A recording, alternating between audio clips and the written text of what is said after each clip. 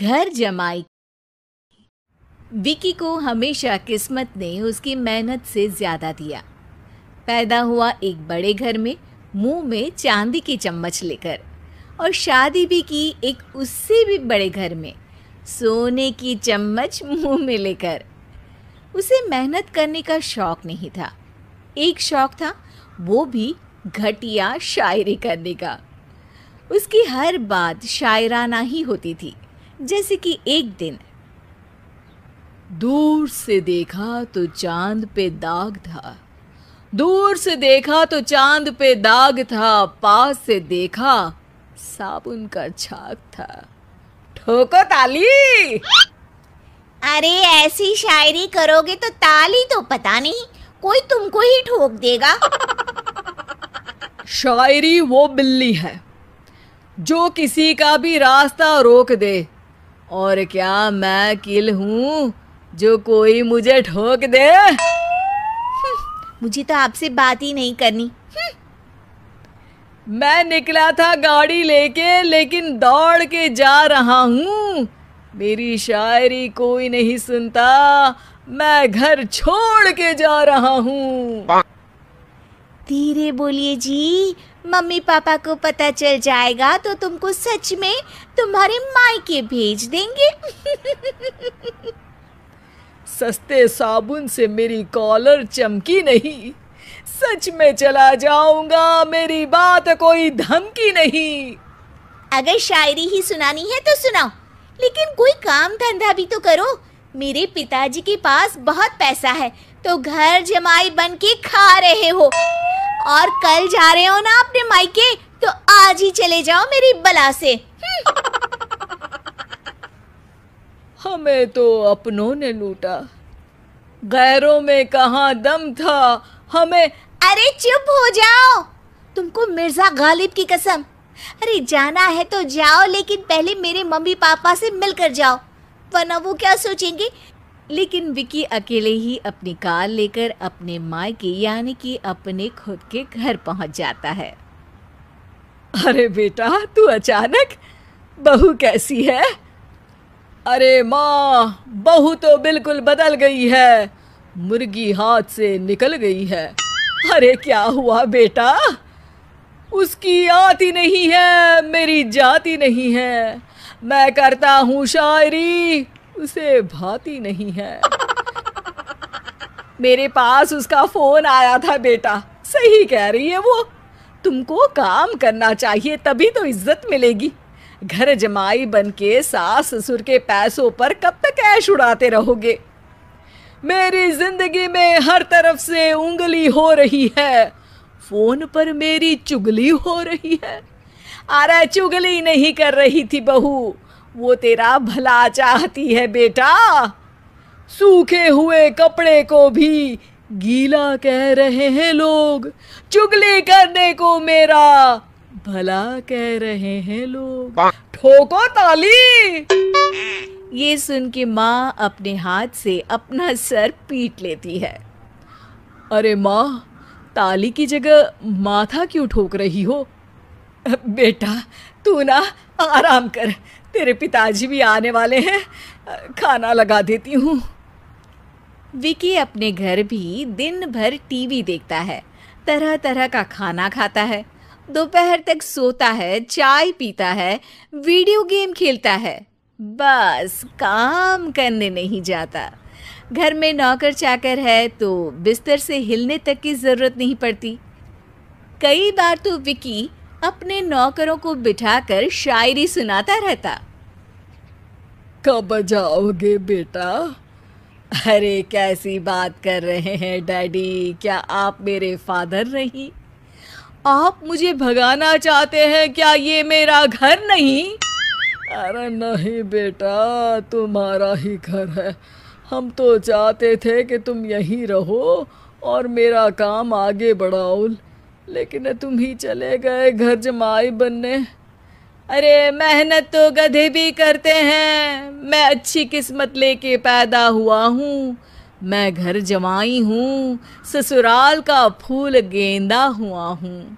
ठोको ताली। पिताजी और माँ सच में ताली बजा देते हैं। ऐसा पहली बार होता है जब विकी की शायरी पर किसी ने ताली बजाई हो। अरे आप लोग सच में ताली बजा रहे हैं? हाँ हाँ बेटा, तुम्हारे ससुर का फोन आया था। बोला जब तक घर जमाई जी कोई काम ना करने लगे हमारे यहाँ मत भेजना। अब तू तो काम करने से रहा और तुझे रहना भी है हमारे घर में ही, करेगा भी शायरी ही, और बार बार ठोको ताली बोलेगा तो आदत डाल ही लेते हैं ताली ठोकने की। विकी उसी वक्त खड़ा होता है और बहुत गुस्से में सीधे ससुराल के लिए निकल जाता है। फिर से आ गए? लेकिन सुमन को देखते ही विकी पिघल जाता है। अब सुमन, आई एम सॉरी, आज से ना मैं सिर्फ शायरी ही नहीं बल्कि काम भी करूँगा।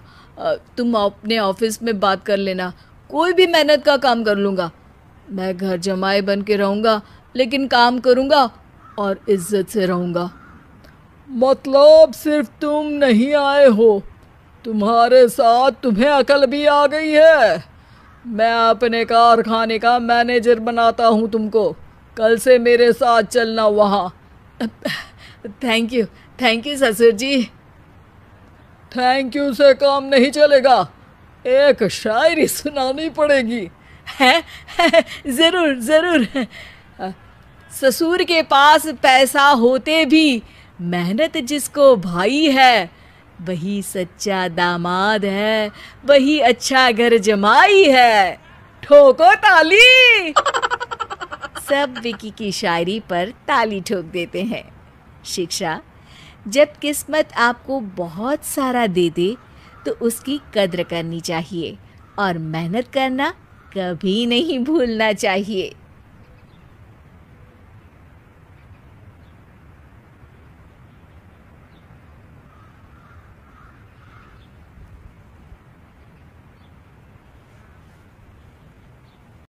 रील्स वाली बहू।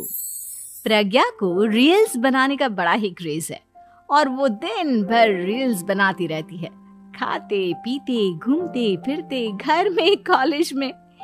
रील्स बनाने के कारण प्रज्ञा पूरे कॉलेज में हाईलाइटेड है। जहां उसकी रील्स सभी को पसंद आते हैं वहीं मनीषा चिंता में डूबी रहती है। एक रोज जब खाते हुए प्रज्ञा रील्स बना रही होती है तब मनीषा कहती है, एक मिनट भी चैन नहीं है इस लड़की को। ये नहीं कि खाना तो आराम से खा ले, लेकिन नहीं, अरे थोड़ी देर रील्स नहीं बनाओगी तो आसमान नहीं टूट पड़ेगा। अरे मम्मी, इसी को तो कहते हैं डिटर्मिनेशन। तुम नहीं समझोगी ये सब। भगवान, इस लड़की को सद्बुद्धि दे। जब देखो तब टेढ़ा बाका मुंह बनाती रहती है। मनीषा की बात का प्रज्ञा पर जरा भी असर नहीं होता और वो खाते खाते रील्स बनाती रहती है। दिन बीतने लगते हैं और देखते देखते प्रज्ञा का कॉलेज भी खत्म हो जाता है। आए दिन कोई ना कोई मनीषा को प्रज्ञा की शादी करवाने का सुझाव दे जाता है। सब ठीक ही कहते हैं, प्रज्ञा की शादी कर देनी चाहिए। अपने घर के काम काज में व्यस्त हो जाएगी तो खुद ही ये रील्स और नाच गाना बंद हो जाएगा। मनीषा और प्रेम प्रज्ञा के लिए एक अच्छा लड़का ढूंढने लगते हैं और तभी विकी का रिश्ता प्रज्ञा के लिए आता है, जिसने प्रज्ञा को उसकी रील्स देखकर पसंद कर लिया था। अगले दिन विकी अपने माता पिता के साथ प्रज्ञा के घर पहुंच जाता है और प्रज्ञा साड़ी पहने हाथों में चाय की ट्रे लिए उनके सामने आती है। जब विकी को पसंद है तो हमें भी बहू पसंद है। बहन जी, आप बारात की तैयारी कीजिए। एक बार लड़का लड़की अकेले में बात कर ले तो अच्छा रहेगा। हाँ हाँ, क्यों नहीं। मनीषा विकी को प्रज्ञा के कमरे में भेजती है जहां प्रज्ञा पहले से ही रील्स बना रही होती है। तभी विकी कहता है, आ गए आपके साजन जी। हमारे साथ ये रील्स कंप्लीट करती तो और भी अच्छा रहता। अच्छा जी, आप आ ही गए हैं तो बना ही लेती हूँ आपके साथ। दोनों मिलकर रील्स बनाते हैं।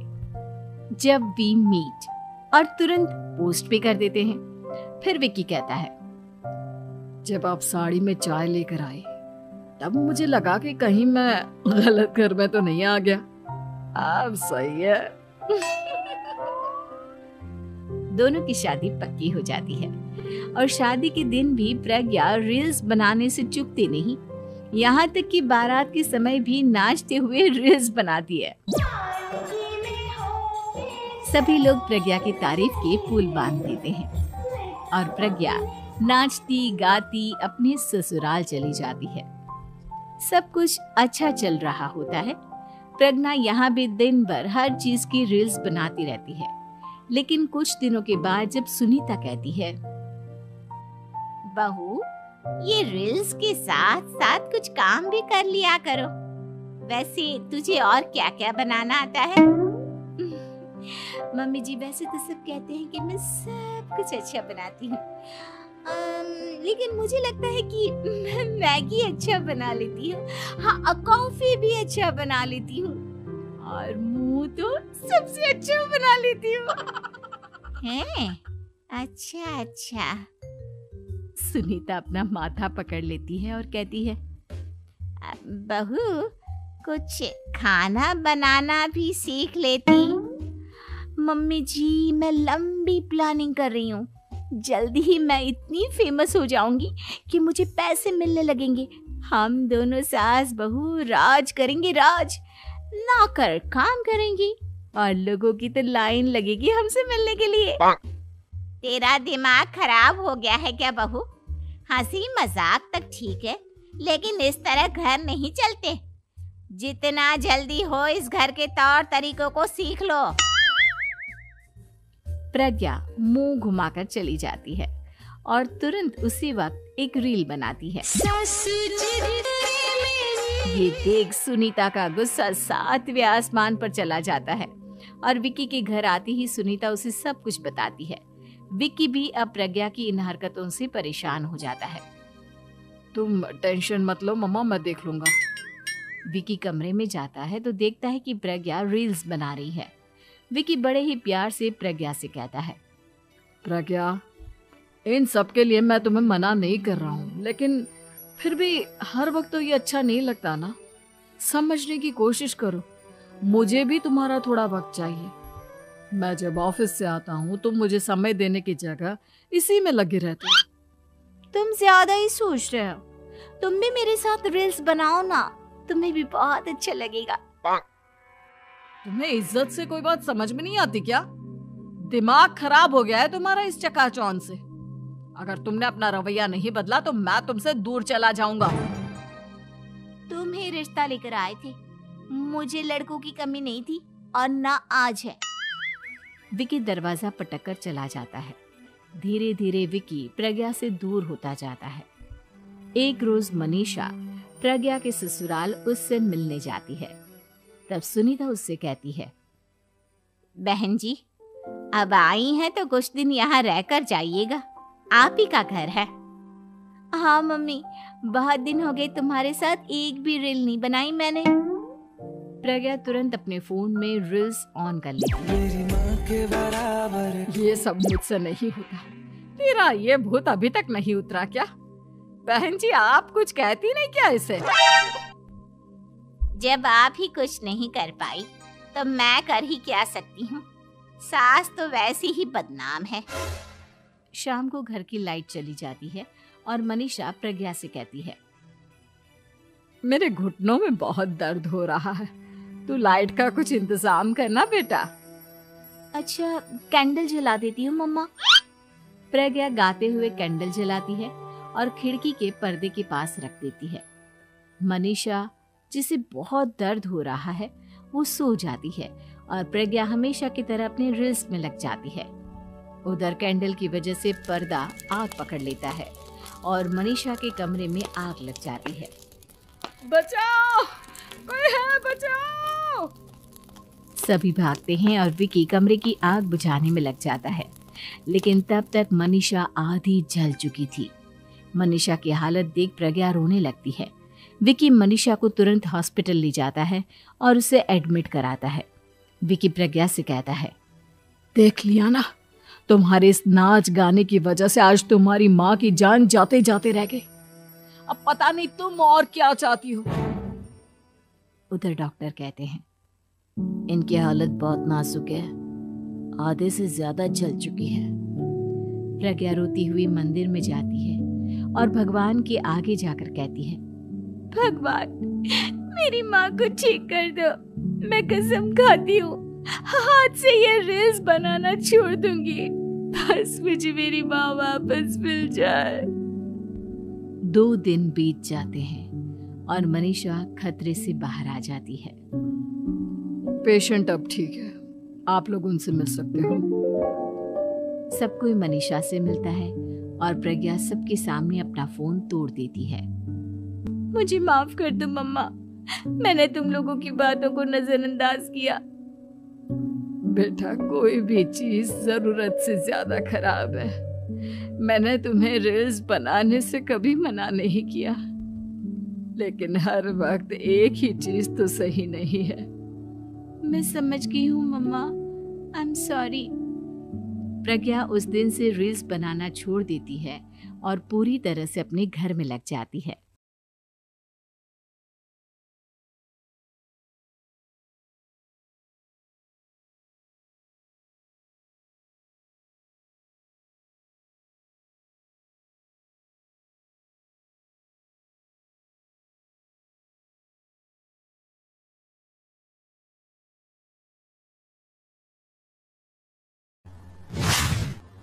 शहर में रहने वाली निहारिका की शादी गांव के राम से हो जाती है।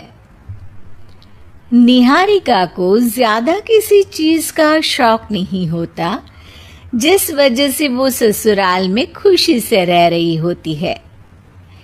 लेकिन गोलगप्पों का प्यार सबको बहुत परेशान करता है। देखो जी, हमारी शादी को ना 1 हफ्ता हो गया और मुझे गोलगप्पे खाए हुए पूरे 7 दिन बीत गए। इतने लंबे समय तक अपने गोलगप्पों के बिना मैं आज तक नहीं रही। ओहो, आई बड़ी गोलगप्पे खाने वाली। हुक्म तो ऐसे चला रही है जैसे तेरे पापा ने हमें यहाँ कोई दुकान खोल कर दी हो। बेटी तो दी है ना, अब उसे थोड़े गोलगप्पे तो आप भी खिला सकते हैं ना। अरे देखो तो जरा, नास पीटे गोलगप्पों के पीछे कैसे कैंची की जैसी जुबान चल रही है इसकी। देखिए मम्मी जी, आप भले मुझे कुछ भी बोलिए, लेकिन अपने गोलगप्पों के लिए मैं कुछ नहीं सुन सकती। हाँ, अरे मैं तुम्हें गोलगप्पे खिला दूंगा, थोड़ा सब्र तो करो। पिछले 7 दिनों से सब्र ही तो कर रही हो ना। अरे गोलगप्पे ही तो है, इतना बेचैन क्यों हो रही हो? आ जाएंगे। सुनो जी, हम लड़कियां पति के बिना रह सकती हैं, पर गोलगप्पों के बिना नहीं, कभी नहीं। वो मेरा पहला और आखिरी प्यार है। निहारिका की बात सुनकर उसकी सास और पति सिर पकड़कर बैठ जाते हैं। जिसके बाद राम गोलगप्पों का इंतजाम करने घर से बाहर चला जाता है। कुछ देर बाद वो गोलगप्पे लेकर घर वापस आता है, जिन्हें देखकर निहारिका सारे काम छोड़कर खुशी से भागते हुए राम के पास आती है। तुम आ गए? इतनी देर क्यों लगाए? पता है ना मैंने तुम्हें कितना मिस किया। अरे थोड़ी देर पहले ही तो घर से गया था। क्या तुम? अरे मैं तो अपने गोलगप्पों से बात कर रही हूँ, तुमसे नहीं। निहारिका का गोलगप्पों के लिए ऐसा प्यार देखकर राम हैरान रह जाता है। अब वो गोलगप्पों को प्लेट में अच्छे से सजाकर उन्हें खाने बैठती है।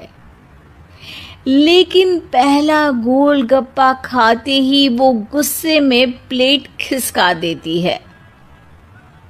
ये कैसे घटिया गोलगप्पे उठा कर ले आए, न पानी में स्वाद न गोलगप्पों में। हाय हाय, महारानी के नखरे तो देखो, इन्हें गोलगप्पे में भी अलग अलग स्वाद चाहिए। ठीक है, आप लोग इस पर बहस मत शुरू कर देना। मैं ना कल दूसरी जगह से खरीद लाऊंगा, ठीक है? अगले दिन राम निहारिका के लिए गांव में दूसरी दुकान से गोलगप्पे खरीद कर लाता है, पर उसे वो भी पसंद नहीं आते। जिसके बाद बहुत दिनों तक यही सिलसिला चलता रहता है, जिसमें राम अपनी पत्नी के लिए दूसरे गांव तक जाकर वहां से भी गोलगप्पे खरीद कर लाता है। पर निहारिका को कहीं के कोई भी गोलगप्पे पसंद ही नहीं आते। तुमको तो अच्छे गोलगप्पे की पहचान करना आता ही नहीं है। तुमको गोलगप्पे का प्यार पता ही नहीं है। तुमसे कुछ होता ही नहीं है। अरे तुमसे बहुत होता है तो तुम खुद कर लो ना। सास की बात पर निहारिका बैग पैक करके घर से जाने लगती है, जिस पर राम उसे रोकते हुए कहता है, अरे इतनी सी बात पर कोई घर छोड़कर जाता है क्या? मैं कल शहर जाकर तुम्हारी पसंद के गोलगप्पे ले आऊंगा, ठीक है? आपको कहीं जाने की जरूरत नहीं है, मैं ही शहर चली जाती हूँ और घर छोड़कर नहीं जा रही, गोलगप्पे खाने जा रही हूँ। ये कहकर निहारिका शहर में अपने पापा के घर चली जाती है, जहाँ पर वो सुबह के नाश्ते से लेकर रात के खाने तक में मन और पेट भर कर गोलगप्पे खाती रहती है, जिससे उसकी तबीयत खराब हो जाती है और उसे अस्पताल में एडमिट करना पड़ता है। फूड पॉइजनिंग है, जंक फूड बिल्कुल बंद करना होगा। लो, बहुत गोलगप्पे करती रहती थी, कर दिया ना गोलगप्पे ने बीमार। और खाओ अब। माँ, इसके बारे में हम घर जाकर बात करेंगे। कुछ दिनों में निहारिका ठीक होकर अपने ससुराल वापस आ जाती है, जिस पर एक बार फिर सास बहू की नोकझोंक शुरू हो जाती है। अब थोड़े दिन अपने प्यार से दूर रहना, नहीं तो इस बार सीधा भगवान के घर पहुंच जाओगी। इस बार सास की बात का कोई जवाब दिए बिना निहारिका अपने कमरे में चली जाती है। बीमार होने की वजह से निहारिका गोलगप्पे तो खा नहीं पाती, लेकिन अभी भी उसके मन में हर वक्त उन्हीं के ख्याल चलते रहते हैं। हाय मेरे प्यारे गोलगप्पे, इस कलमुए फूड पॉइजनिंग ने मुझे मेरे प्यार से दूर कर दिया। मेरे गोलगप्पों, मुझे तुम्हारी बहुत याद आ रही है। अगर मैंने तुम्हें खाया तो मम्मी जी तानों के ही गोलगप्पे बनाकर मुझे खिला देंगी। एक दिन निहारिका अपने चेकअप के लिए डॉक्टर के पास गई, जिसकी घर से निकलते ही राम रसोई में जाकर कुछ करने लगता है। शाम को निहारिका के घर वापस आते ही उसकी सास कहती है, शक्ल से तो लग रहा है कि डॉक्टर ने थोड़े और समय तक गोलगप्पे बंद कर दिए। अच्छा है, कम से कम अब हमें पूरा दिन गोलगप्पा पुराण तो नहीं सुनना पड़ेगा। सास की बातें सुनकर निहारिका चिढ़ते हुए अपने कमरे में जा रही होती है। तभी राम गोलगप्पों से भरी एक बड़ी प्लेट लेकर उसके सामने आ जाता है, जिन्हें देखकर निहारिका का चेहरा खिल उठता है। ये मैंने तुम्हारे लिए बनाया है। तुम्हें अपने पसंद की चीज खाने से कोई नहीं रोक रहा। जितना खाना है उतना खाओ, लेकिन उससे खाने की एक लिमिट होनी चाहिए। हाँ बहू, किसी भी चीज की अति हमेशा नुकसानदायक ही होती है। ठीक है, पर अभी मुंह में पानी आ रहा है। गोलगप्पे खाऊं प्लीज? अरे अकेले क्यों, सब साथ मिलकर खाएंगे ना।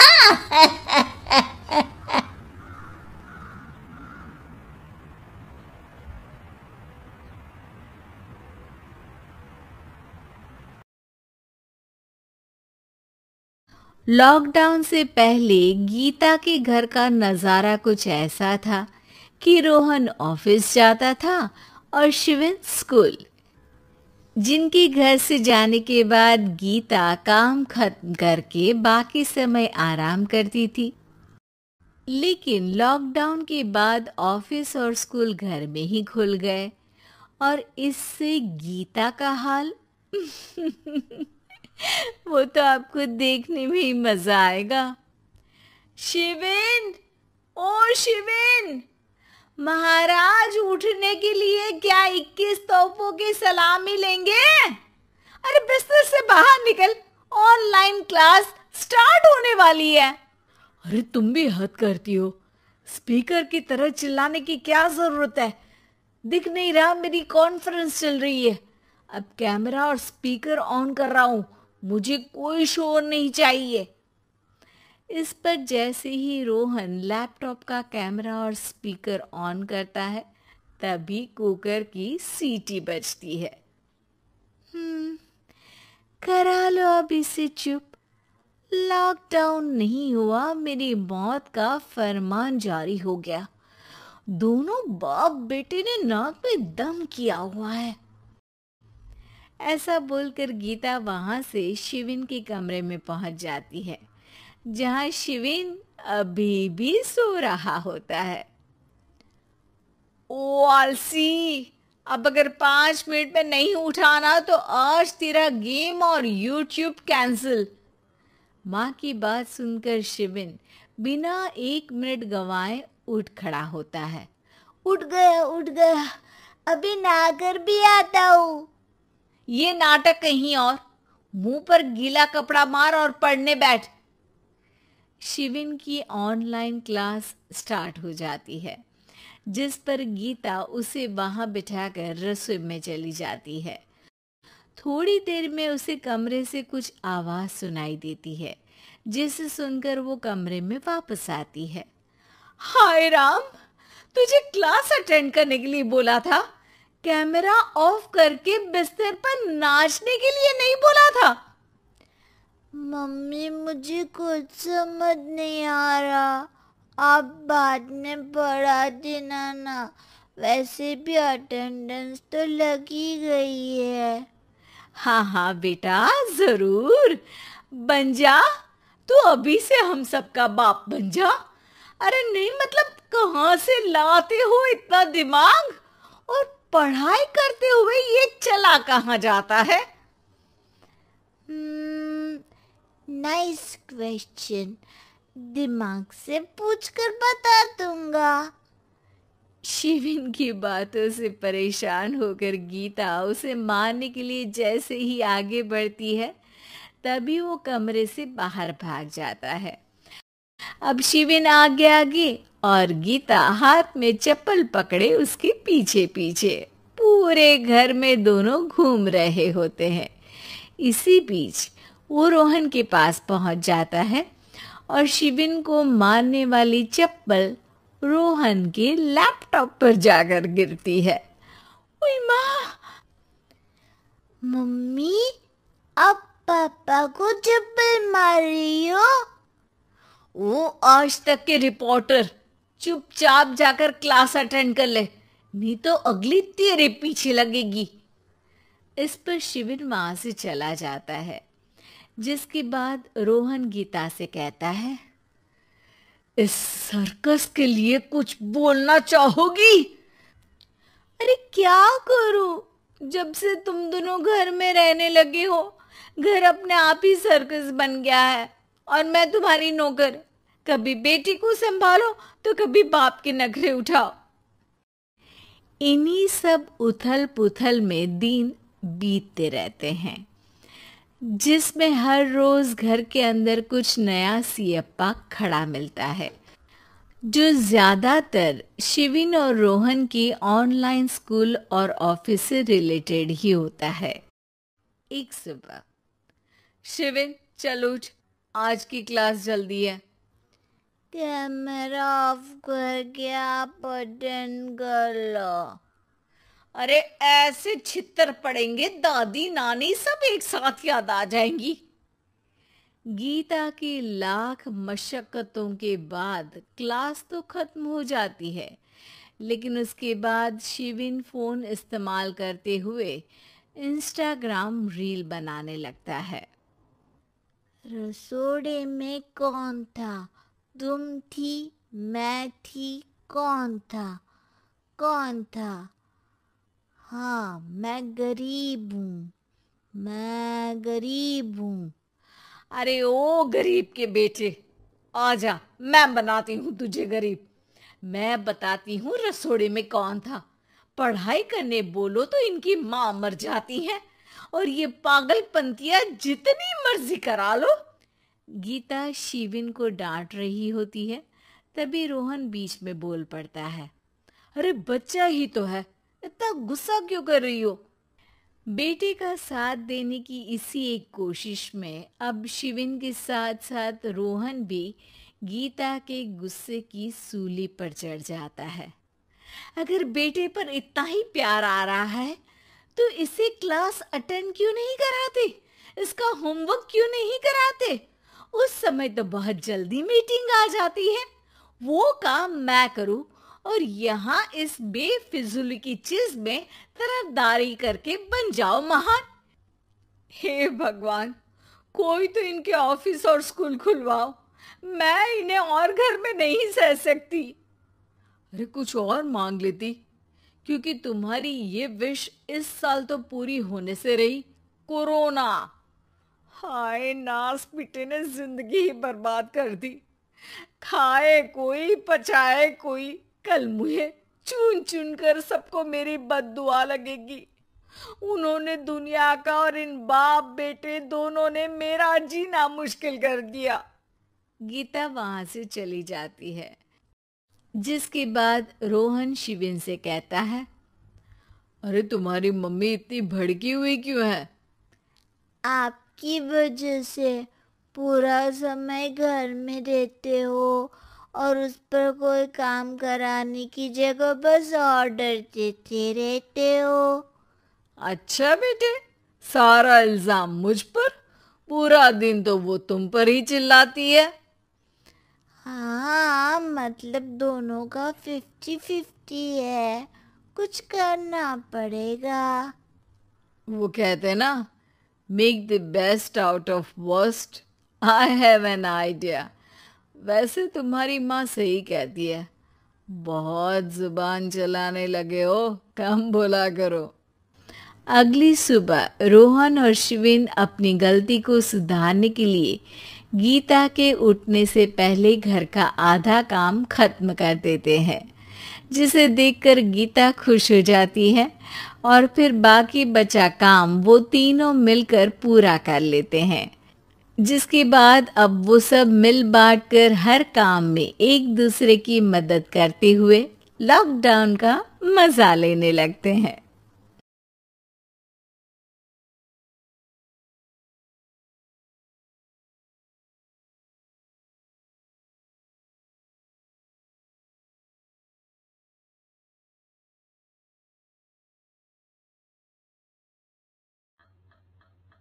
सिद्धि की शादी के बाद वो ससुराल चली जाती है। पीछे रह जाती है भाभी रानी। सिद्धि के ससुराल जाते ही भाभी कहती है, अरे वाह जी वाह, सारे कपड़े मेरे। हाय रे पैंट, अरे वाह वाह, मजा आ जाएगा। अरे ये सिद्धि की अलमारी के सामने खड़े होकर क्या बड़बड़ा रही है? जा जाकर देख मेहमानों को विदाई की मिठाई मिली कि नहीं। अब हाँ माँ जी, क्यों नहीं, लेकिन पहले कपड़े तो बदल लूं।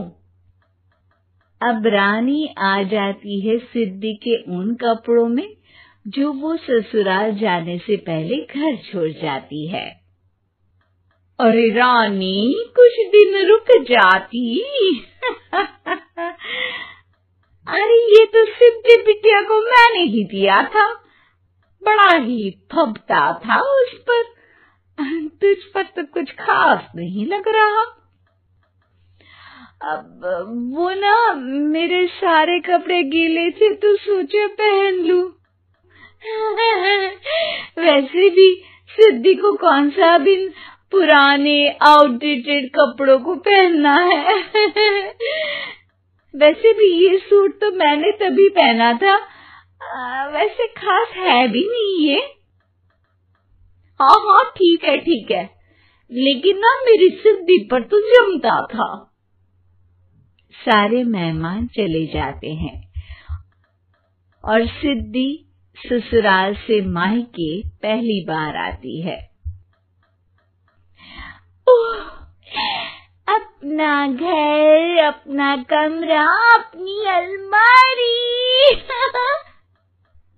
ये बोलकर जैसे ही सिद्धि अलमारी खोलती है तो सामने उसके कपड़ों की जगह कुछ और ही रखा होता है। माँ, ओ माँ, जरा कमरे में तो आना। सास और रानी वहां पहुंच जाते हैं। रानी ने पहनी होती है सिद्धि की जींस और टी शर्ट। अरे भाभी, ये क्या? ये तो मेरी बड़ी ही महंगी टी शर्ट है, इसे आपने घर में क्यों पहनी है? अरे बहुत मिलती है दीदी ये चौक की मार्केट में, 150 में। ओ भाभी प्लीज, ये एरोपोस्टल है, 2000 की एक टी शर्ट। ओहो, 2000 में तो दीदी 4 साड़ी आ जाए। अब क्या बोलूं भाभी, ये मेरी अलमारी में छोटू के कपड़े, तो मेरे कपड़े कहाँ हैं? मेरी अलमारी में। अब दीदी आपको कौन से पुराने कपड़े पहनने थे? माना भाभी, लेकिन मैं जब घर आती तो यही सब पहनती ना। अरे तुम तो बड़ी कंजूस हो दीदी।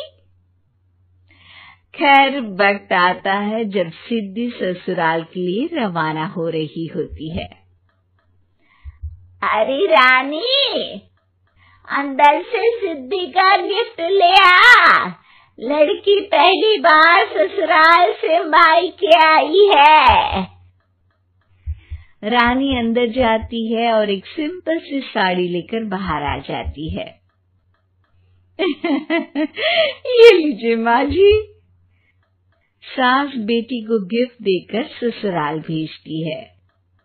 अगले दिन रानी एक सुंदर सी साड़ी पहनकर सामने आती है। अरे रानी, ये तो वो साड़ी है जो मैंने सिद्धि को देने के लिए दी थी जब वो ससुराल ले जाती, लेकिन ये तूने कैसे पहन ली? अरे माँ जी, ये साड़ी तो मुझे बहुत पहले से ही पसंद थी, लेकिन चिंता ना करिए, मैंने सिद्धि के लिए भी अच्छी सी साड़ी दी है। हाँ। तभी सिद्धि का फोन आता है। क्या माँ, कुछ अच्छा तो दिया होता ससुराल ले जाने के लिए। अरे पहले दिखा दिया होता।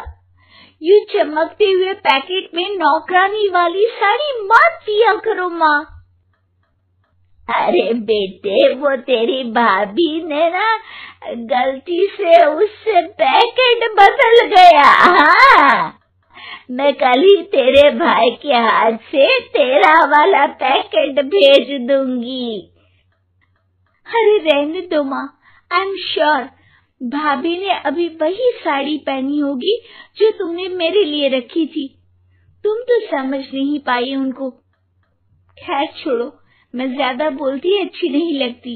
रहने दो, आपको उन्हीं के साथ रहना है, फिर बात करेंगे। सास को रानी पर गुस्सा आ जाता है। वो उसके कमरे में जाती है जहाँ वो शादी का एल्बम देख रही होती है। रानी, मार्केट जाकर एक ऐसी ही साड़ी लेकर आ। कल प्रतीक जाकर सिद्धि के घर दे आएगा।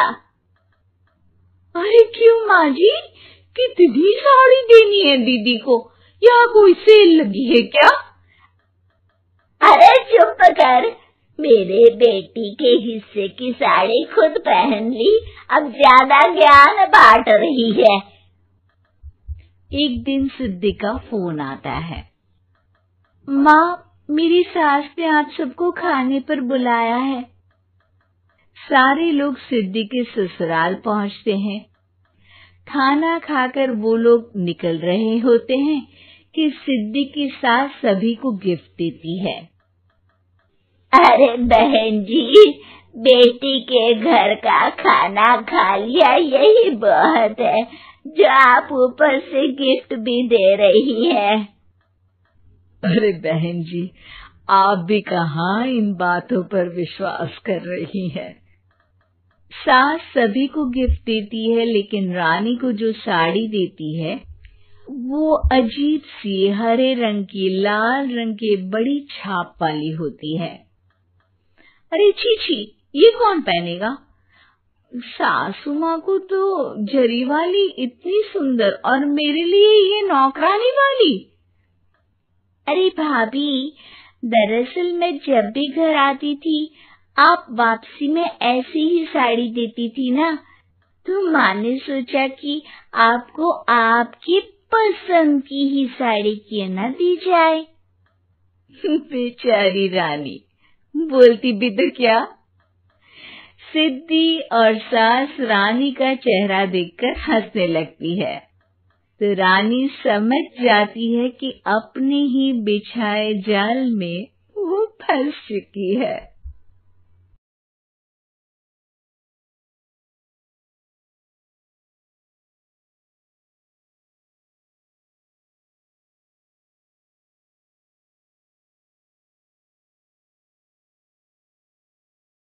फाइव जी बहू।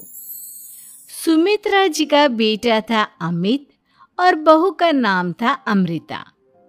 सुमित्रा जी की बहू की बातें सुनकर ऐसा लगता था कि जैसे वो बहुत इंटेलिजेंट है, क्योंकि उससे कभी भी कोई भी सवाल पूछो फट से जवाब दे देती थी।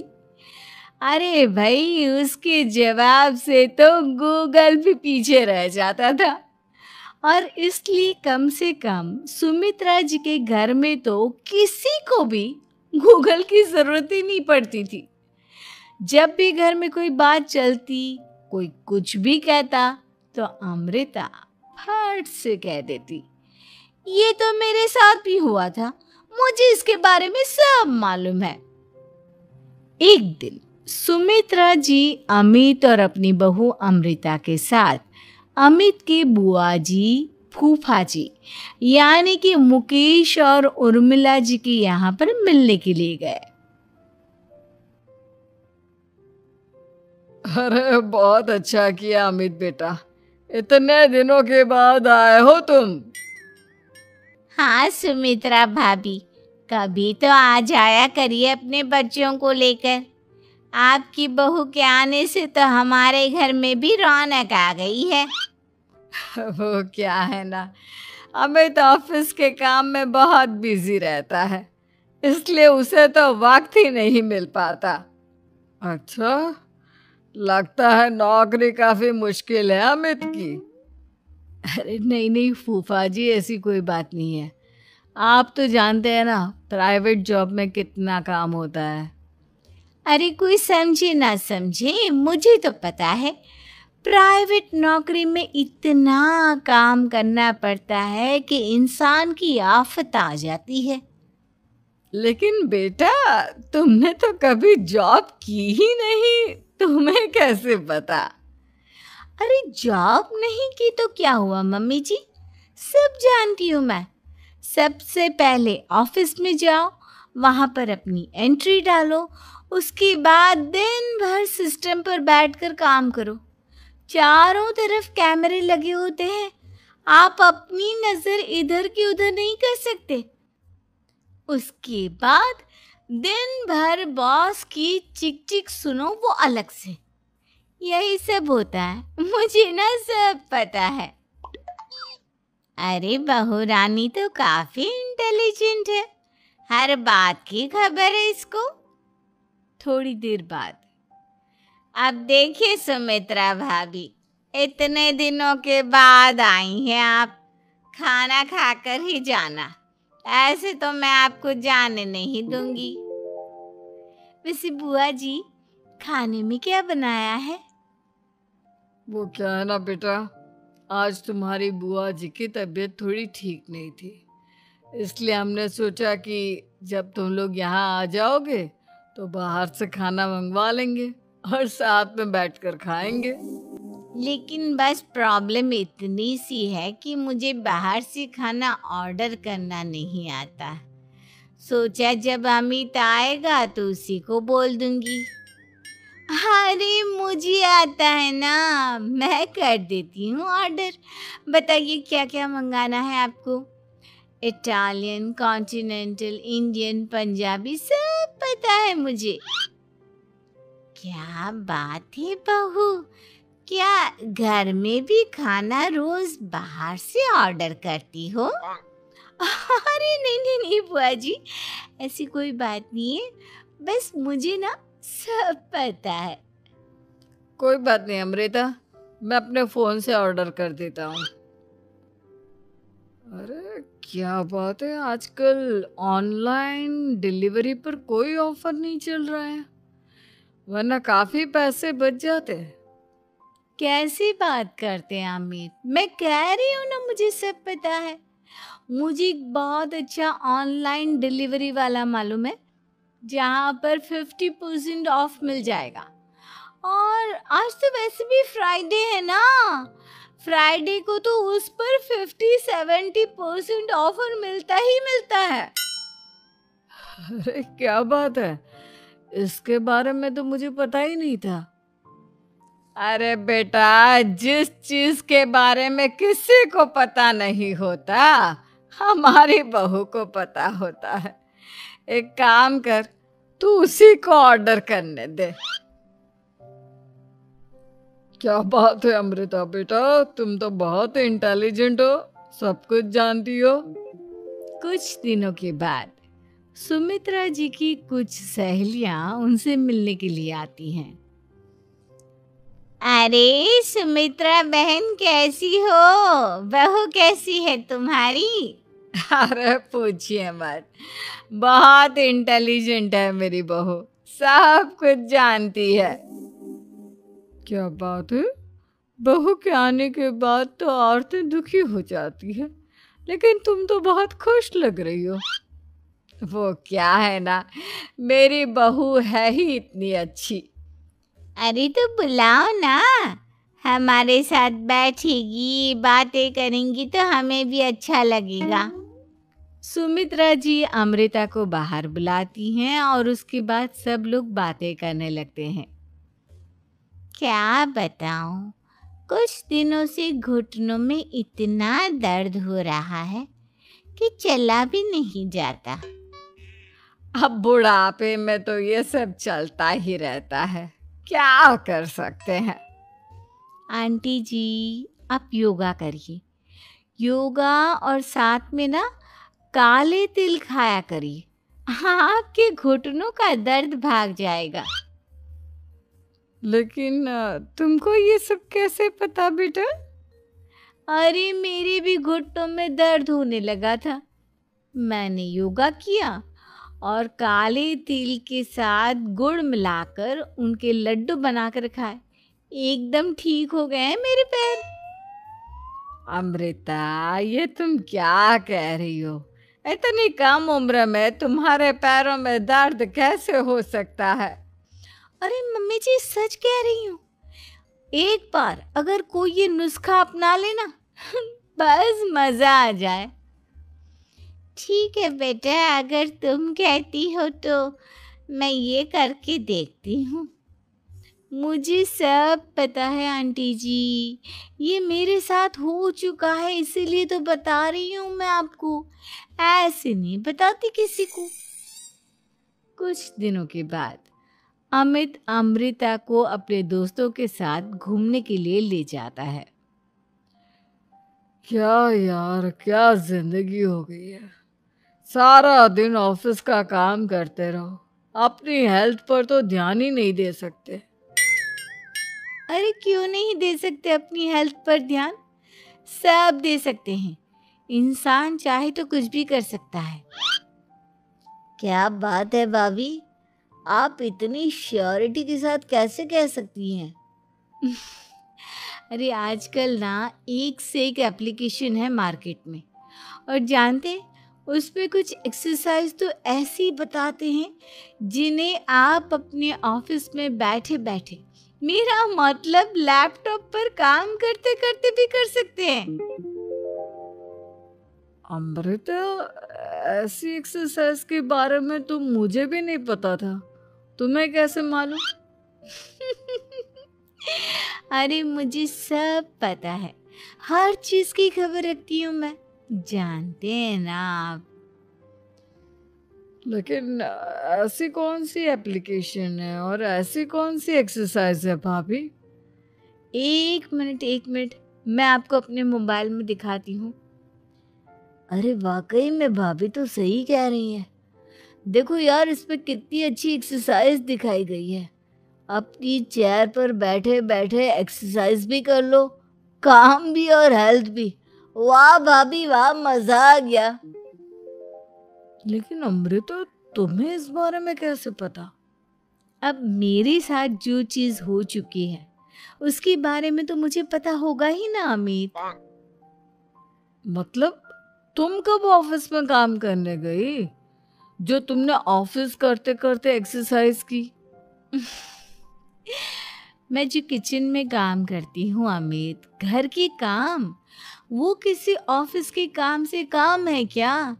बस मैं भी वो सब करते करते इनमें से कुछ एक्सरसाइज ट्राई कर लेती हूँ, इसीलिए मुझे सब पता है। सही है यार, तुम तो बहुत इंटेलिजेंट हो। कुछ दिनों के बाद ये क्या है? एक दोस्त ने मेरे साथ एक मजाक किया है, लेकिन समझ में ही नहीं आ रहा।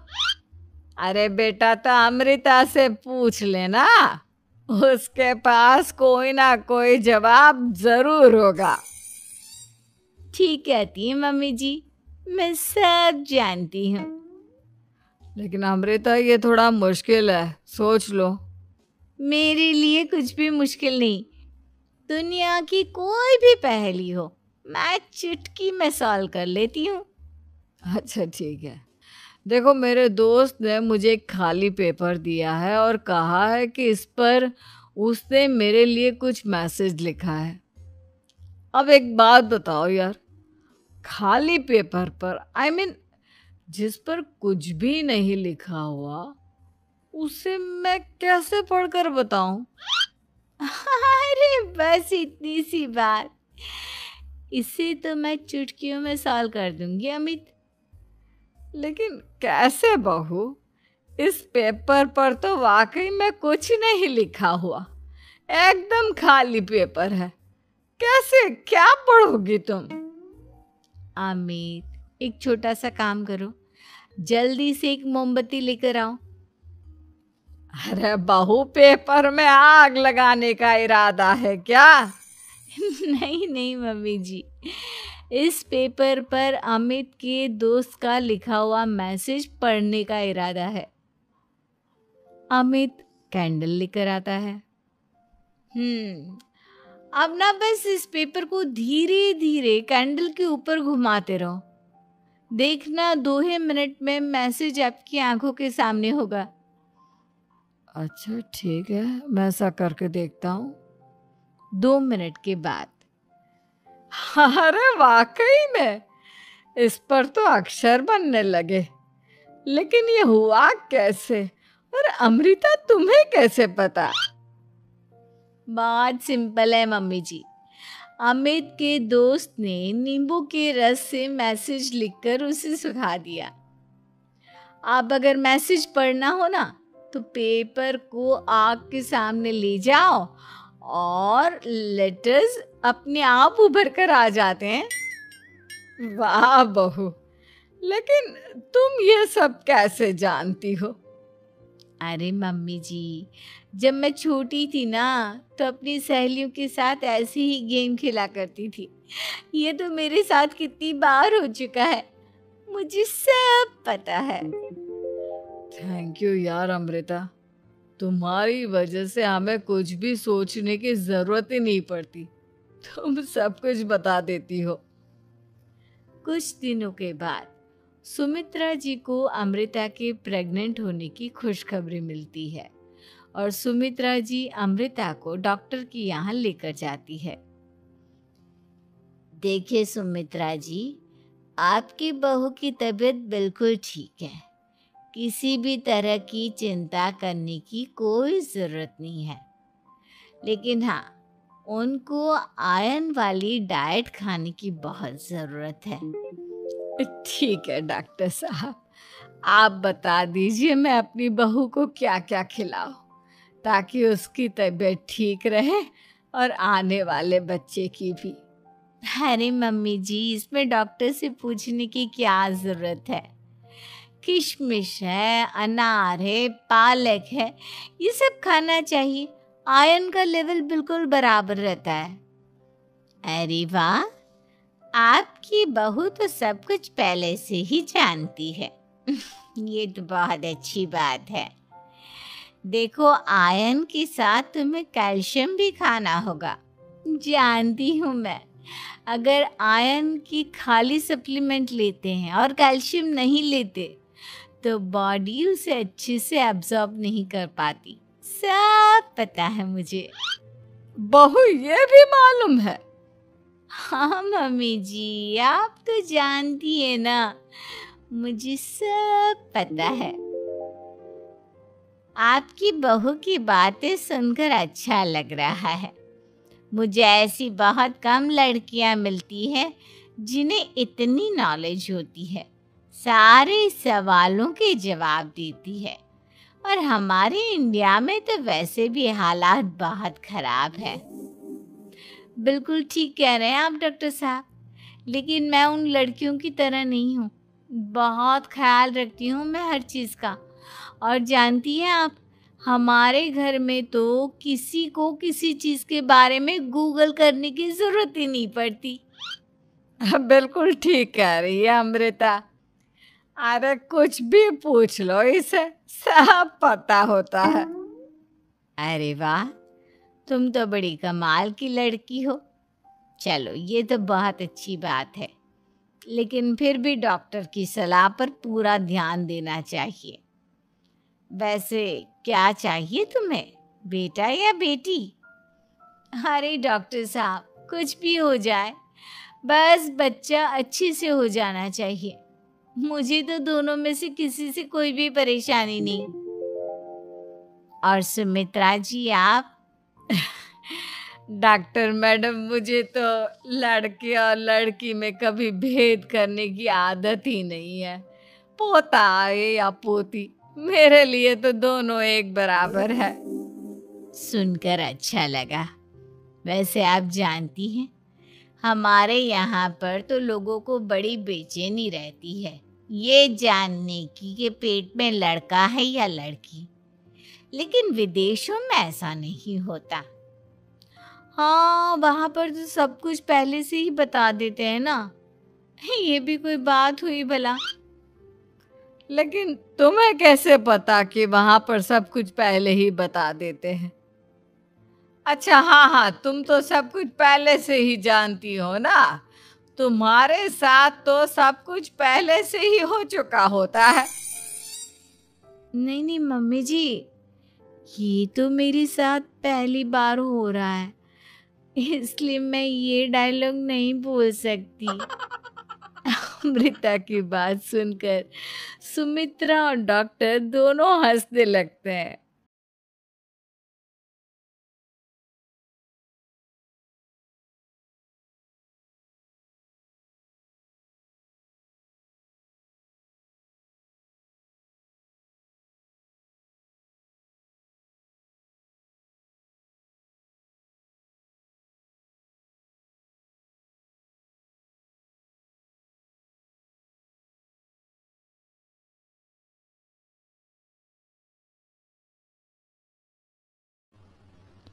कार्तिक प्राइवेट कंपनी में सेल्स मैनेजर था। उसके माता पिता, पत्नी मीरा, बहन राधा और 2 बच्चे हैं। एक दिन मीरा कहती है, कार्तिक, बच्चों के स्कूल में एनुअल फंक्शन के लिए 2000 जमा करने पड़ेंगे। अरे, अभी कुछ दिन पहले ही तो 10,000 जमा किए थे ना? हाँ, वो तो फीस और प्रोजेक्ट के पैसे जमा किए थे। अभी तो अगले महीने एडमिशन फीस और किताबों के पैसे भी जमा करवाने पड़ेंगे। 40 से 50,000 का खर्चा है। मीरा, इतनी तो सैलरी भी नहीं है मेरी, ऐसे कैसे काम चलेगा? तो मैं क्या करूं? बच्चे को सरकारी स्कूल में डाल दूं? मीरा, तुम जानती हो ना, मैं मुश्किल से 35 से 40,000 ही कमा पाता हूँ। इस घर के खर्चे दिन ब दिन बढ़ते जा रहे हैं, थोड़ा कंट्रोल करो ना। क्या खाना और कपड़े पहनना भी बंद कर दूं? मैं ऐसा नहीं कह रहा हूँ मीरा। तुम जानती हो राधा का भी पोस्ट ग्रेजुएशन पूरा होने वाला है। घर के खर्चों के साथ उसकी शादी की जिम्मेदारी भी उठानी है। मेरे बच्चों की पढ़ाई से ज्यादा इम्पोर्टेंट राधा की शादी है, तो करो जो मन में आए।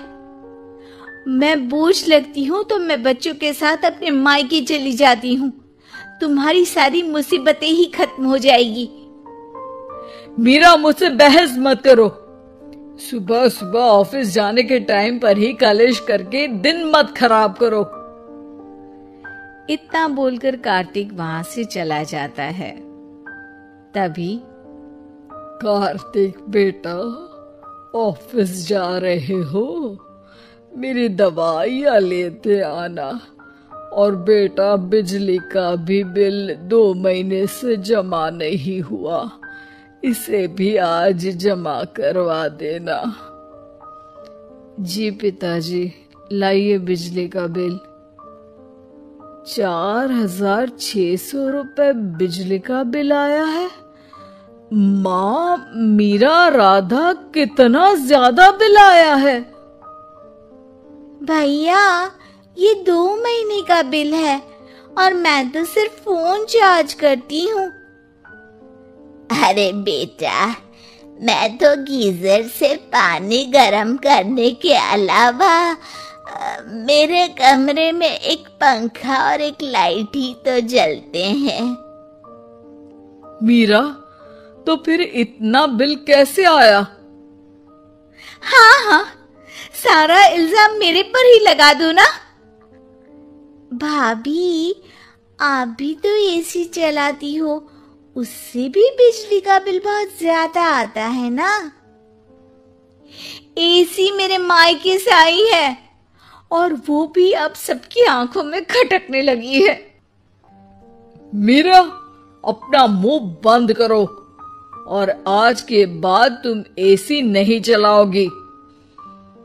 माँ, आप भी अपना पानी धूप में गर्म करके नहाया करो। कार्तिक ये कहकर घर से ऑफिस के लिए निकल गया। घर से कुछ आगे जाते ही उसकी गाड़ी पंचर हो गई। कार्तिक को पंचर बनवाकर ऑफिस पहुंचने में लेट हो गया।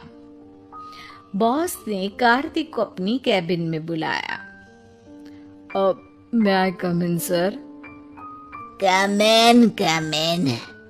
बहुत लेट हो तुम। सॉरी सर, कुछ प्रॉब्लम्स की वजह से लेट हो गया। मुझे कुछ नहीं सुनना। तुम्हारा टारगेट कंप्लीट हुआ? नो सर, अभी बाकी है। क्यों? सर, मार्केट में बहुत रिसेशन चल रहा है, बिजनेस कहीं से मिल नहीं पा रहा। मैं अपनी तरफ से पूरी कोशिश कर रहा हूँ सर। मुझे तुम्हारी कोशिश नहीं चाहिए, मुझे बिजनेस चाहिए। अगर तुमसे नहीं हो पा रहा है तो तुम रिजाइन कर सकते हो। अब नहीं सर, मुझे इस नौकरी की बहुत जरूरत है। मैं अपनी फैमिली का सिंगल अर्निंग पर्सन हूँ। मेरी जॉब चली गई तो मेरी फैमिली प्रॉब्लम में आ जाएगी सर। इसका ख्याल तुम्हें रखना चाहिए। जाओ यहाँ से, और बिना बिजनेस लाए मुझे तुम अपना मुंह मत दिखाना। कार्तिक बिजनेस की तलाश में इधर से उधर कड़ी धूप में सारा दिन भटकता रहता है और थका हारा जब शाम को घर आया। बेटा, मेरी दवाई ले आए और बिजली का बिल भर दिया। अब दवाई लाना भूल गया पिताजी, और बिजली का बिल जल्दी भर दूंगा। पर बेटा, याद से भर देना, वरना बिजली वाले बिजली काट कर चले जाएंगे। लीजिए पानी। बच्चों के एनुअल फंक्शन के लिए स्कूल में जमा करने वाले पैसे लेकर आए? अभी सैलरी नहीं आई है मेरा, और अकाउंट में ज्यादा पैसे भी नहीं बचे हैं। तो क्या बच्चों को स्कूल भेजना बंद कर दूं? बच्चे अगर इस साल एनुअल फंक्शन नहीं अटेंड करेंगे तो कोई पहाड़ नहीं टूट पड़ेगा। और अब तुम मेरा दिमाग खाना बंद करो। अरे, आप मुझ पर क्यों चिल्ला रहे हैं? कार्तिक गुस्से में घर से बाहर चला जाता है। अब मीरा रोने लगती है। भाभी, आप रोइए मत। टेंशन लेने से कुछ नहीं होगा। पर राधा, घर के भी खर्चे हैं। कार्तिक के गुस्सा करने से घर के खर्चे नहीं पूरे होंगे। पर मीरा बेटा, लड़ाई करने से भी कोई समाधान नहीं मिलेगा, उल्टा घर का माहौल ही खराब होगा। पर मुझे लगता है हमें भी घर के खर्चों में हाथ बढ़ाना चाहिए। मुझे योगा सेंटर में जॉब का ऑफर मिला है। मैं कल से ही जॉब ज्वाइन कर लूंगी। वैसे तो मुझे भी सिलाई आती है। मैं भी लोगों के कपड़े सिलना शुरू कर देती हूँ। हाँ बेटा, मैं भी तुम्हारा घर के कामों में हाथ बटा दिया करूंगी, और काज बटन लगाकर सिलाई करने में भी सहायता करूंगी। मीरा, मैं तुम्हारे बच्चों के साथ मोहल्ले के बच्चों को भी ट्यूशन पढ़ाऊंगा। इसी बहाने मेरा टाइम पास भी हो जाएगा। इस तरह से अब घर के सभी सदस्यों के सहयोग से पैसों की समस्या दूर हो गई और सब खुश रहने लगे। इससे हमें सबक मिलता है कि एकता में कितनी ताकत होती है।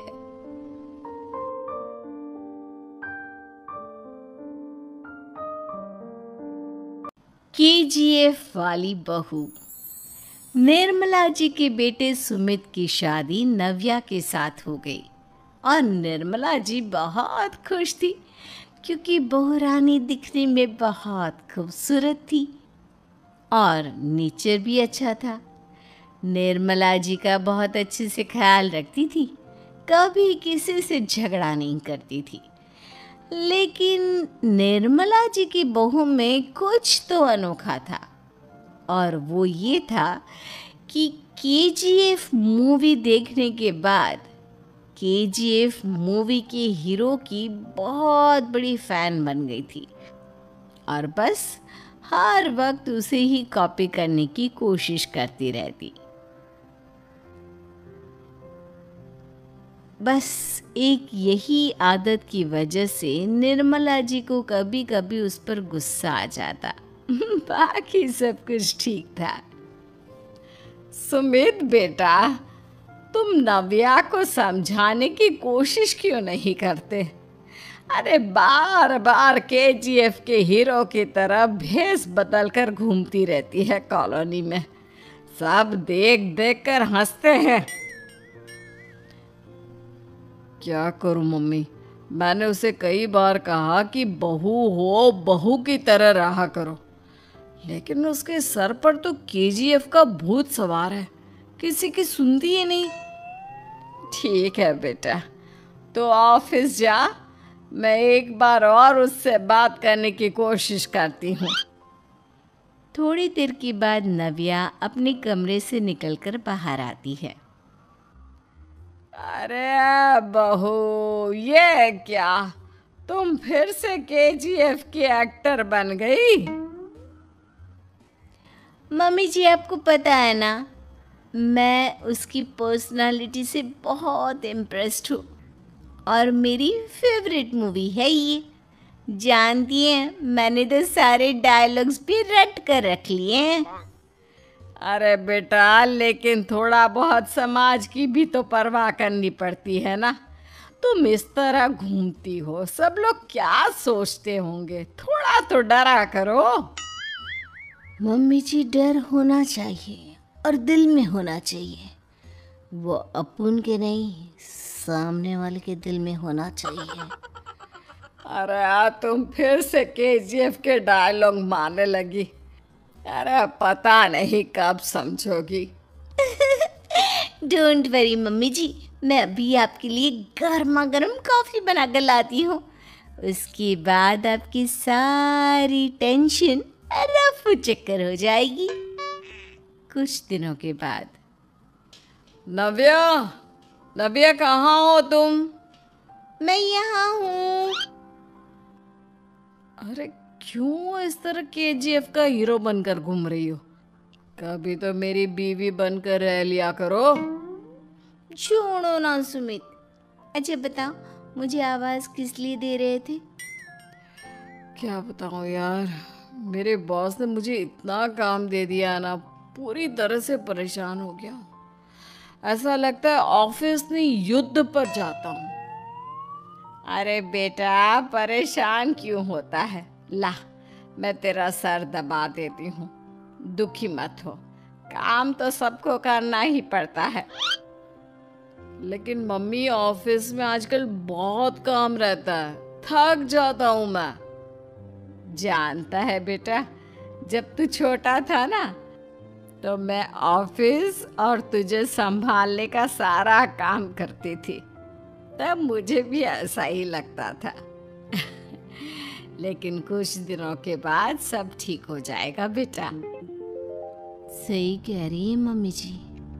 तुम अपने आप को ऑफिस में काम करने की वजह से योद्धा समझते हो, लेकिन जानते हो, इस दुनिया में सबसे बड़ा योद्धा एक माँ होती है।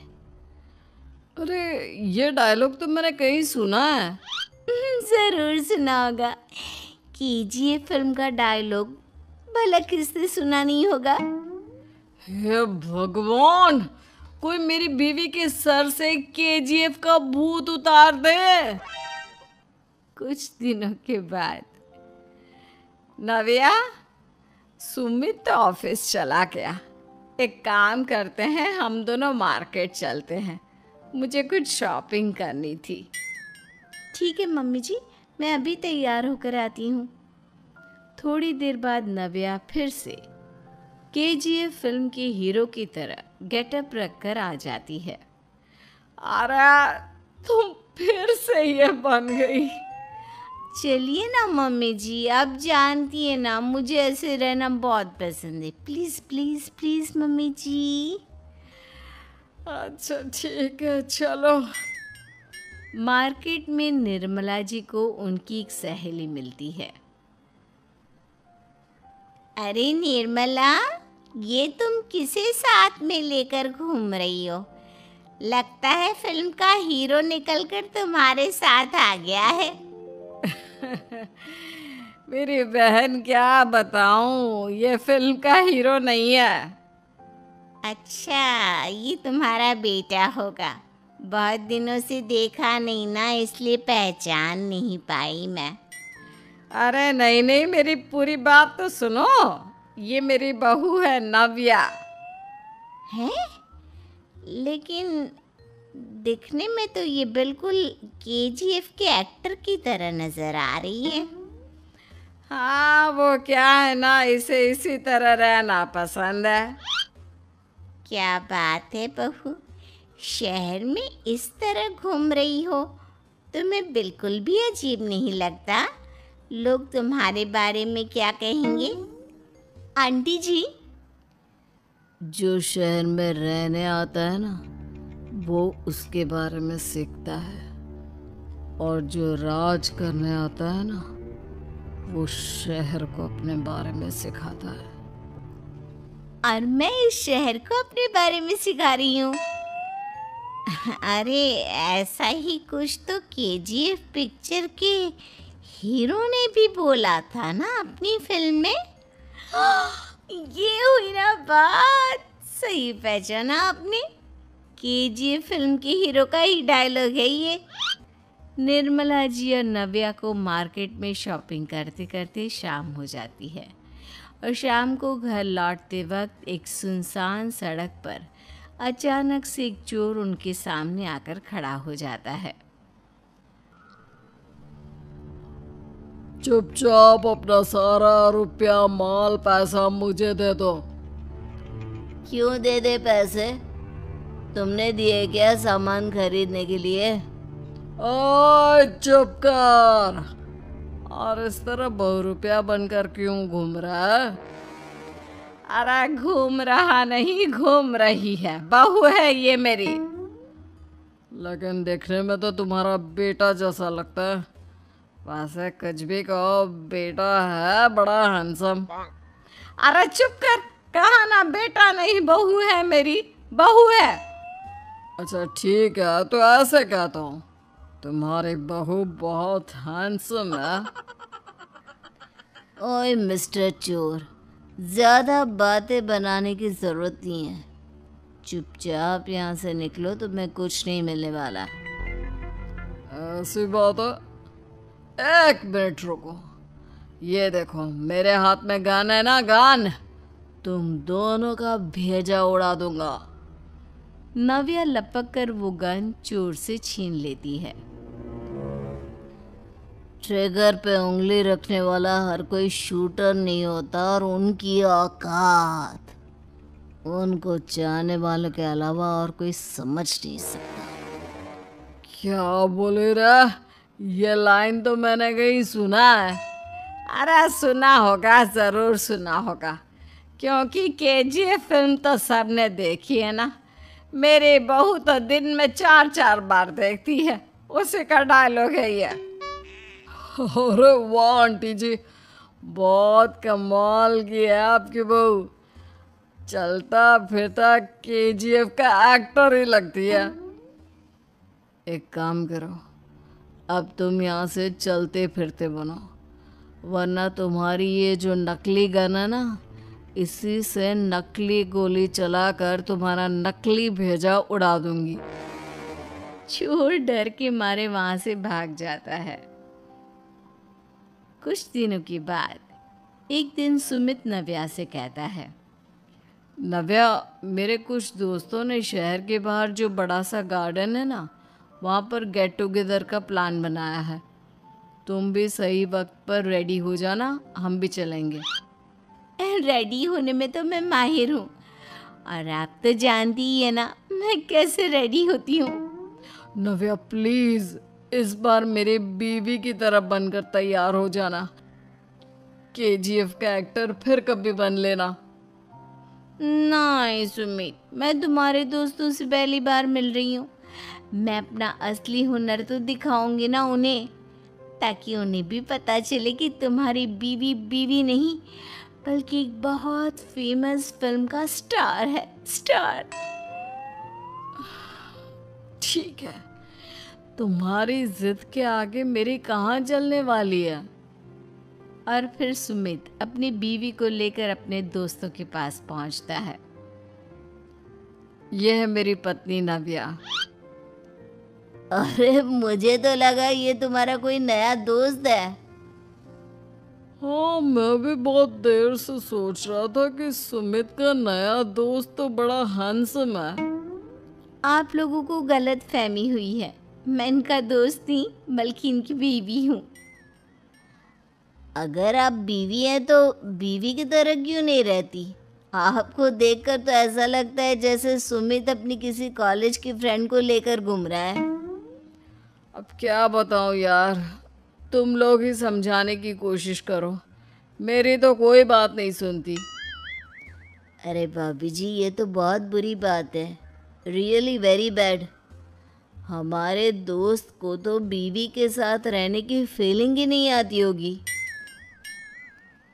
If you think I am bad, I am your dad. अरे भाभी जी, क्या कमाल का डायलॉग मारा है, मजा आ गया। आप तो एक्टिंग भी बहुत अच्छी करती हैं। हाँ, लेकिन बस एक ही इंसान की एक्टिंग करती है मेरी बीवी, केजीएफ के हीरो की, और उसी की तरह रूप बदल बदल कर घूमती रहती है। यार सुमित, तेरे तो मजे हैं, चलता फिरता सिनेमा हॉल तेरे संग चलता है। बेटा, मेरे कितने मजे हैं और कितने नहीं ये तो मुझे ही मालूम है। ऐसा क्यों कह रहा है यार, सारा दिन डायलॉग सुनने को मिलते हैं, और बीवी एक हैंडसम दोस्त की तरह नजर आती है, और क्या चाहिए। क्या बताऊं भाई, कई बार रात को सोते वक्त जेब में नकली गन रखकर सोती है और फिर झटके से मेरे सर पर गन तान के केजीएफ के डायलॉग मारती है। उस वक्त मेरी क्या हालत होती होगी ये तो मैं ही समझ सकता हूँ ना। सुमित की बात सुनकर उसके सारे दोस्त जोर जोर से हंसने लगते हैं। अपने पराए घर की लड़ाइयाँ कितनी भी हो, लेकिन ये भी सच है कि किसी पर कोई आपत्ति हो तो अपना ही परिवार साथ देता है। भैया, मेरे पीछे पुलिस लगी है, प्लीज मुझे बचा लो। रवि और राज दो भाई, लेकिन दोनों में कभी नहीं पटी। अरे क्या हुआ छोटे, क्या कर दिया तूने? अरे कुछ नहीं भैया, मेरा दोस्त है ना राजू, वो मुझे लेकर बैंक गया था। मुझे नहीं पता भैया कि वो वहाँ बैंक लूटने जा रहा है। मैं उसके साथ बैंक में घुसते ही सीसीटीवी कैमरे में दिख गया हूँ। अब पुलिस मुझे ढूंढ रही है भैया, मुझे बचा लो। राज कुछ सोचता है, फिर कहता है, ओके, तुम यहीं रुको, मेरा एक दोस्त पुलिस में है, मैं बात करता हूँ। तभी वहाँ रवि की बीवी राज की बीवी के साथ आ जाती है। तुम लोगों के घर जब तक पुलिस का आना जाना है, बच्चों को यहीं छोड़ दो, उन पर असर ठीक नहीं पड़ेगा। तभी वहाँ पुलिस आ जाती है। चलो चलो, कौन है रवि, थाने चलो। मैंने कुछ नहीं किया, मुझे कुछ नहीं पता। अरे वो तो पुलिस स्टेशन चलकर ही पता चलेगा कि कुछ पता है कि नहीं। चलो। कहानी का फ्लैशबैक। भैया, मुझे मेरे मकान में हक चाहिए ही चाहिए। अरे लेकिन छोटे, अभी मेरे बच्चों पर काफी खर्चा है, तेरी भाभी की भी तबीयत ठीक नहीं रहती, बजट बिल्कुल नहीं है कि मैं अलग होकर रहूं। देख लो भैया, 1 महीना है तुम्हारे पास, जल्दी से घर खाली कर दो। अरे कैसी बात कर रहे हैं भैया, मेरे शरीर में अभी इतनी हिम्मत भी नहीं कि घर को खाली करे। तो क्यों अपना पोषण बेचा भाभी? अरे तुम तो जानती हो, पिताजी की बीमारी के कारण उन्हें हमारी जरूरत थी, कैसे आते पैसे। ससुर जी तो बूढ़े थे भाभी, उनकी बीमारी में भी पैसे लगाना कौन सा अकल का काम था? तो क्या पिताजी को मैं मरने के लिए छोड़ देता? अरे रवि, तू तो समझ, पापा को हमारी जरूरत थी, उन्होंने हमारे लिए हर वो काम किया जिससे हमें खुशी मिले। बैक टू रवि जो जेल में बैठा है। ये मैंने क्या कर दिया था? मैं न पिता का हुआ ना ही भैया का। मेरे साथ जो हो रहा है ठीक ही हो रहा है। तभी वहां पुलिस वाला आता है। रवि, तुमसे कोई मिलने आया है। भाभी, आप यहाँ क्यों आई? पुलिस स्टेशन है ये भाभी। भैया, आपकी जगह मेरा भाई होता तो क्या मैं नहीं आती? अच्छा, ये खाना ले लीजिए, खा लीजिएगा। आपके भैया लगे हैं वकीलों और पुलिस वालों से बात करने में, डरने की कोई बात नहीं। जब आपने गुनाह किया ही नहीं तो सज़ा भी नहीं मिलेगी। रवि भाभी को देखकर रोने लगता है। घर में साक्षी चुपचाप बैठी होती है कि तभी सोनम कहती है, अरे साक्षी, क्या हुआ? परेशान क्यों हो रही हो? भाभी, अभी अभी पुलिस स्टेशन से खबर आई है, इन्हें बड़े जेल में शिफ्ट किया जा रहा है। मैं क्या करूंगी भाभी? रो मत, हम अच्छे से अच्छा वकील करेंगे। लेकिन उसमें तो बड़े पैसे लगेंगे दीदी, हम इतना पैसा कहाँ से लाएंगे? अरे क्यों, ये मकान है ना, और मेरे कुछ गहने भी है। साक्षी की आंखों में पानी आ जाता है। पर दीदी, ये तो आप और भैया की मेहनत की कमाई है। पापा के बाद भी तो हम लोगों का सब खत्म हो गया था। पापा को तो बचा नहीं पाए, लेकिन भैया को ज़रूर बचा लेंगे। और भगवान चाहेंगे ना तो दोनों भाई मिलकर इससे भी बड़ा मकान खड़ा कर लेंगे। साक्षी। थोड़ी देर में राज वहाँ आता है।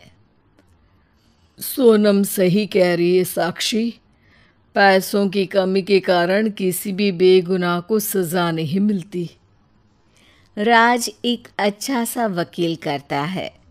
सोनम और साक्षी बचाए पैसे और अपने गहनों को बेचकर रवि का केस लड़ते हैं और जल्द ही रवि जेल से बाहर आ जाता है। रवि राज को गले लगाकर कहता है, भैया मुझे माफ़ कर दो, मुझे साक्षी ने सब कुछ बताया है। भैया, आपने मुझ पर विश्वास किया, मेरे लिए दिन रात मेहनत की, भाभी ने अपने गहने तक बेच दिए। भैया आपने तो पापा के लिए भी पैसे नहीं देखे, लेकिन मैं बहुत ही सेल्फिश निकला। भैया एक आखिरी बार मुझे माफ कर दो, मैं शर्मिंदा हूँ। अरे भाई, अपने तो अपने ही होते हैं। पापा ने हमारे लिए क्या नहीं किया, ये तुम्हें बताने की ज़रूरत नहीं है मुझे। और फिर तू तो मेरा भाई है। पैसे से बढ़कर रिश्ते होते हैं भाई।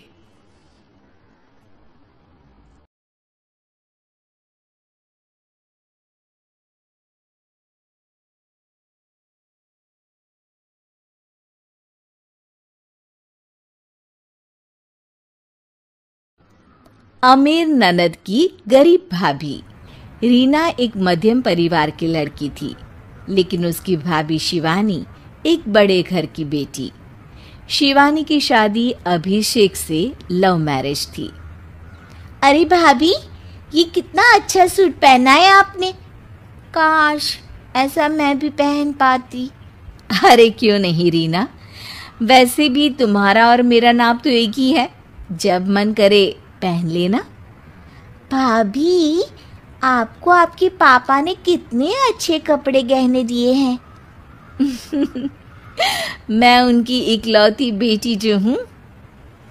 बेटी तो मैं भी इकलौती हूँ, लेकिन क्या करे, पापा है नहीं। पता नहीं कैसे होगी मेरी शादी। तभी वहाँ शिवानी की सास आ जाती है। अरे क्यों नहीं करेगा भाई तेरी शादी धूमधाम से, आखिर जिम्मेदारी है तो उसकी। और वो दिन भी आ जाता है जब रीना की शादी तय हो जाती है। अभिषेक, क्या हुआ? आप इतने परेशान तो कभी नहीं दिखे। कोई बात है तो बताइए मुझे।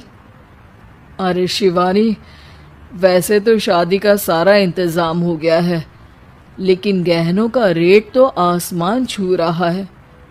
कैसे क्या करूं, कुछ समझ में ही नहीं आ रहा।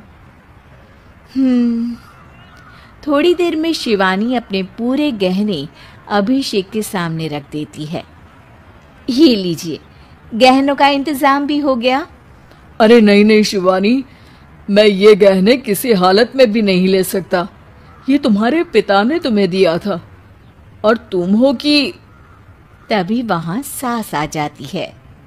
अरे तो क्या हुआ, इसकी तो हो गई ना शादी, अब किसे दिखाने हैं इसने गहने। सास गहनों का डिब्बा शिवानी के हाथ से लेकर वहां से चली जाती है। रीना की शादी धूमधाम से होती है और अब वो बड़े घर की बहू बन जाती है। वहीं रीना की शादी के बाद शिवानी और अभिषेक उसकी शादी के कर्जों से डूब जाते हैं। मैं सोच रही हूँ नौकरी करनी शुरू कर दूँ, वैसे भी पढ़ी लिखी हूँ, आपकी थोड़ी मदद भी हो जाएगी। वैसे शिवानी, कुछ दिन कर लो तो अच्छा ही होगा, क्योंकि ज़रूरत भी है। अब शिवानी भी नौकरी करने लगती है और घर खर्चे में अभिषेक का हाथ बटाती है। एक दिन शिवानी, रीना का फोन आया था, कह रही थी कि आने वाले त्योहार में उसके ससुराल जाना है। ठीक है माँ। अरे ठीक तो है, लेकिन एक काम कर लेना, उसके सास ससुर से लेकर पूरे खानदान के कपड़े मिठाइयाँ सब ले आना, और हो सके तो रीना के लिए छोटे से कान में पहनने के बूंदे भी। और क्या है ना, शादी में उसे सारी बड़ी बड़ी कान की ज्वेलरी दी थी, घर में पहनने के लिए तो उसके पास कुछ भी नहीं है। शिवानी सोच में पड़ जाती है कि वो क्या करे, क्योंकि कर्जों और घर के खर्चों के बाद तो पैसे बचते ही नहीं थे।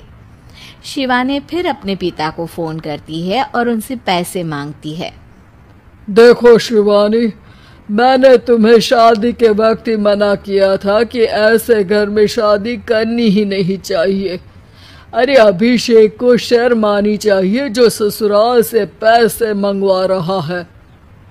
शिवानी को पिता की बात पर गुस्सा आ जाता है। आप मेरे पिताजी हैं और मैं परेशान थी इसलिए आपसे मदद की उम्मीद की पापा। अभिषेक को तो पता भी नहीं है कि मैंने आपसे पैसे मांगे हैं। शिवानी सोचती है कि वो अभिषेक से बात करे, लेकिन फिर उसे लगता है कि वो टेंशन ले लेगा। तभी शिवानी की नज़र हाथ के कंगन पर पड़ती है। सीधे बाजार जाती है और उसे बेचकर ननद के घर ले जाने का सारा सामान लेकर आती है और सास के सामने रख देती है। हाँ ठीक है, लेकिन फल थोड़े और अच्छी क्वालिटी के होने चाहिए थे। शिवानी कुछ नहीं कहती, वहाँ से चली जाती है। एक दिन शिवानी, रीना का फोन आया था, बहुत रो रही थी। क्यों माँ, क्या हुआ? सब ठीक तो है ना उसके ससुराल में? अरे तूने तो उसकी नाक ही कटवा दी। अब मैंने क्या कर दिया माँ? कह रही थी कि बड़े घर की बहू है भाभी, जो कपड़े दिए वो ब्रांडेड भी नहीं थे। तू तो जानती है ना उन लोगों का पहनावा कितना अच्छा है। तू तो मेरी बेटी का भला कभी सोचती नहीं। हाय भगवान, अरे बड़े घर की बहू है इसी बात की जलन है ना तुझे, लेकिन याद रख मेरी बेटी का सोचने के लिए भगवान है। तुम लोग कभी उसका बुरा नहीं कर पाओगे। अब शिवानी के मन में सवाल था कि क्या ईश्वर सिर्फ रीना के साथ है, उसके साथ नहीं? लेकिन उसे सुकून था कि वो अभिषेक के साथ उसकी जिम्मेदारियों को निभाने में बराबरी की हकदार है। शिवानी वहाँ से चली जाती है। वो सास से कुछ नहीं कहती, क्योंकि अमीर घर की बहू बनकर रीना को भले ही सुकून ना हो, लेकिन गरीब घर की बहू बनकर शिवानी खुश है, क्योंकि खुशी पैसों से नहीं परिस्थितियों पर निर्भर करती है।